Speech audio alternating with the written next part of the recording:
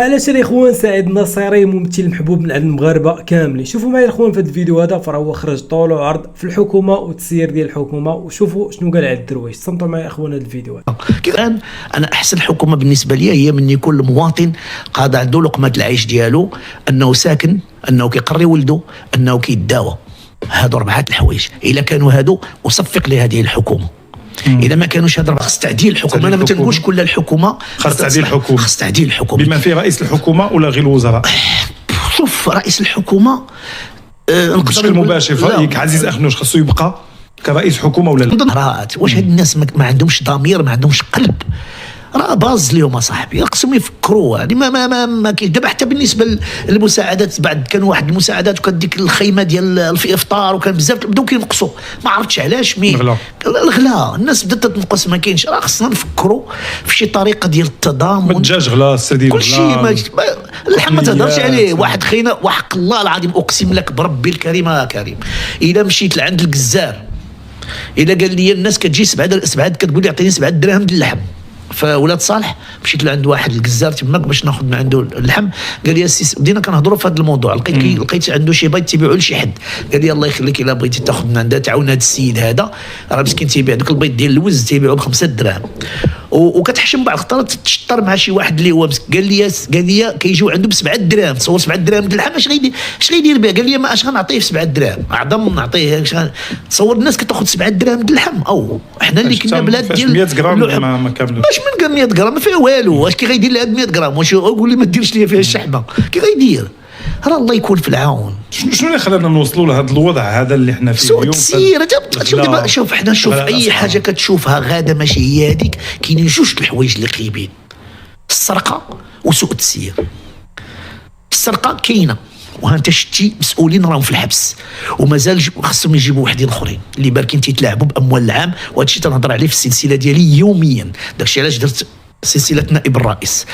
اختلالات، تحرميات، البيع والشراء، كيبيعوا شرو بعباد الله، الناس كتهرب فلوسها، واحد خازنهم، واحد ديرهم تحت الجليج، الابناك يعني مخربين الاقتصاد. هادو مجرمين انا في حق بلادهم، في حق وطنهم، وفي حق الشعب المغربي. هادو ناس اللي خصهم يتعاقبوا، لان هذه راه بحالهم بحال الاسرائيلي تيقتلوا دابا في الناس في غزه. راه لا ميم شوز، راه ما كاينش فرق.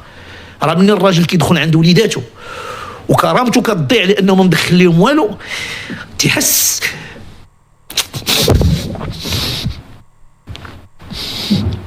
صعيبه. مش صعيبه بزاف.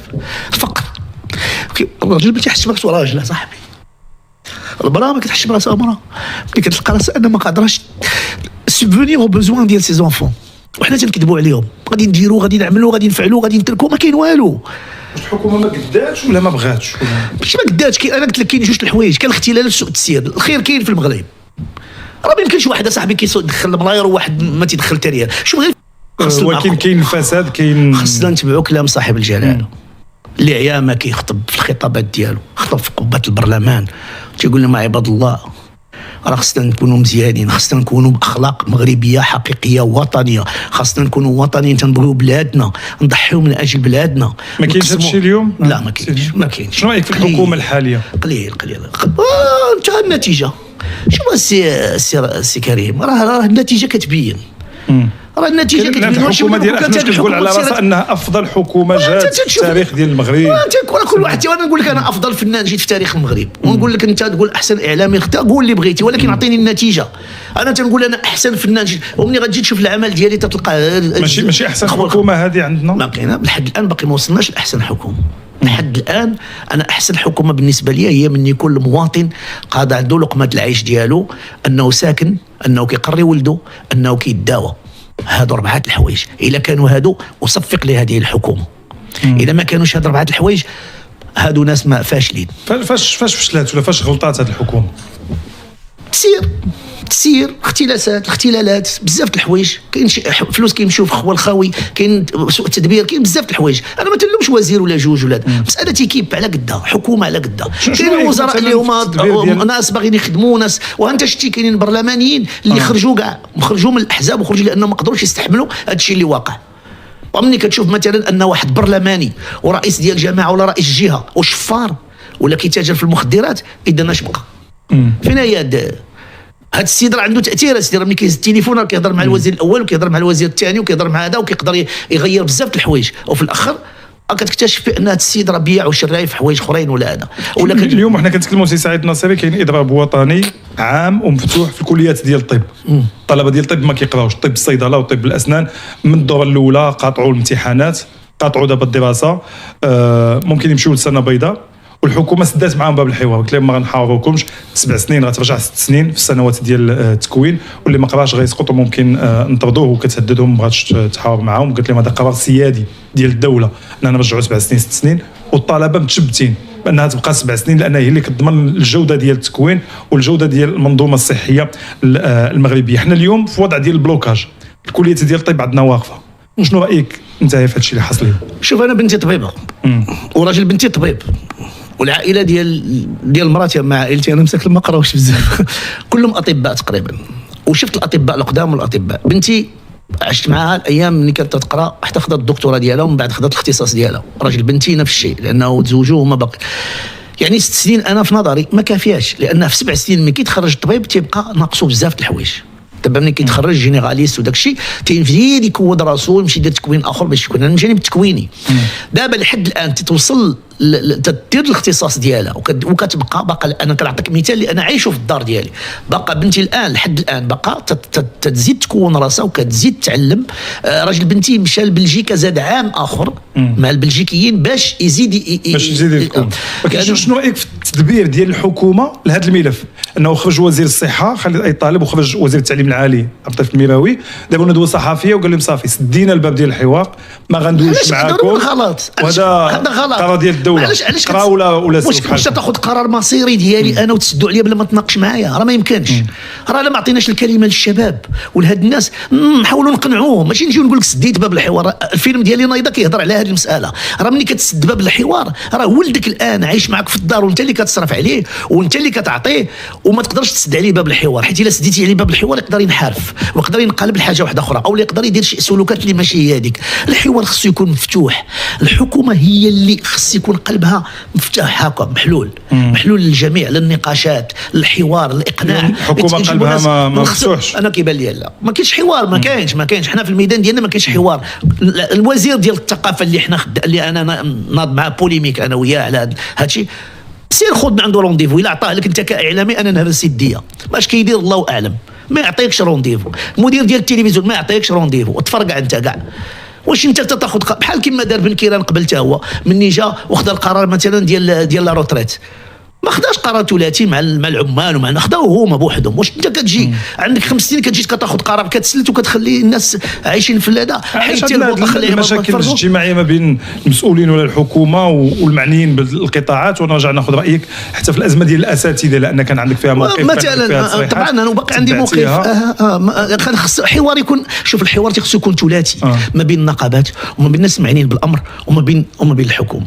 شكون اللي غلط في هذه الازمه ديال الاساتذه ولا الحكومه؟ لا الحكومه طبعا هي اللي غلطه، وانا كنعاود نقولها غلطه، لانها كان عليها تفتح حوار قبل وما كانوش يضيعوا الدراري في واحد الشهر ولا 3 شهور. 3 شهور وفي الاخر رجعوا قبلوا اغلبيه وداك الشيء. علاش هاد البغاض الفيخ؟ خصنا نلقاو حلول. انا ملي كنجي تنقول لك السي محمد انا هذا الحيط راه ما نقدش نبنيه، وكتقول لي لا خصك تبنيه، وتنقول لك راه ما نقدش نبنيه، كتقول لي لا خصك تبنيه، وفي الاخر تتقبل انني نبنيه، كتضيع وقتك ووقتي. الحوار هذا هو المشكل، اللي كاين الحوار مبني على دراسه. المشكل عندنا حنا هو في الدراسات، وهذه راه طرحتها في واحد الحلقه اللي غتشوفها ديال تدبير المياه الماء وداك الشيء وسميتو. حنا حتى كتوقع الازمه عاد غنديروا خليه ديال الازمه ونحاولوا نحلوا المشكل. لا سيدي، خاص النقاش يكون متداول ودائما كاين نقاشات في المدارس شي يوميا. خاص يداروا. الاساتذه ما واخدينش حقهم اليوم في المغرب؟ الاساتذه في نظري انا يستاهلوا اكثر. الاساتذه المعلمين يستاهلوا اكثر باش التعليم يرجع كما كان. شوف الا ما كنتش مرتاح انا كفنان، الا ما كنتش مرتاح مخلص مزيان راه ما نقدرش نعطيه. راه ما يمكنش لي نادي دور وندمج فيه ونخدم فيه وانا عندي مشاكل في داري وعندي مشاكل مع وليداتي. راه ما يمكنش السي كريم، راه ما يمكنلكش دابا تخدم انت مرتاح وانت عارف راسك الا خرجتي غادي يوقع لك شي مشكل، ولا هذا راه عندك في الدار مشكل مادي، ولا هذا راه ما يمكنش، ولا ما عندك مشاكل. يعني راه صعيب.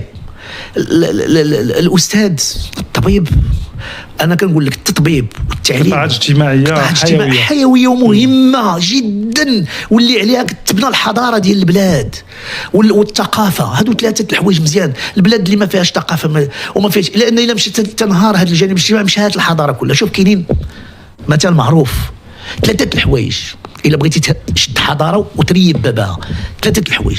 الاول هو العائله، تريب العائله. كيفاش تريب بهذه المشاكل الاجتماعيه، وخاصه المراه. الا ما عطيتيش المراه حقها وما تهليتيش في المراه، لان هي العمود الفقري ديال العائله، هي الام، هي الاخت، هي البنت، هي الشرف ديال العائله. الغلط كيقول لك بان الشرف هو الشرف الحقيقي هو المراه ديال العائله، لان المراه تقدر تهز العائله الفوق وتهبطها لتحت، تقدر تربي ولاد ولا ما تربيهمش، تقدر تخرج عليهم يعني واخا يكون الراجل كيف ما كان وتبقى خدامه وكدير دورها كامراه. المراه هي العائله. الثاني هو المعلم.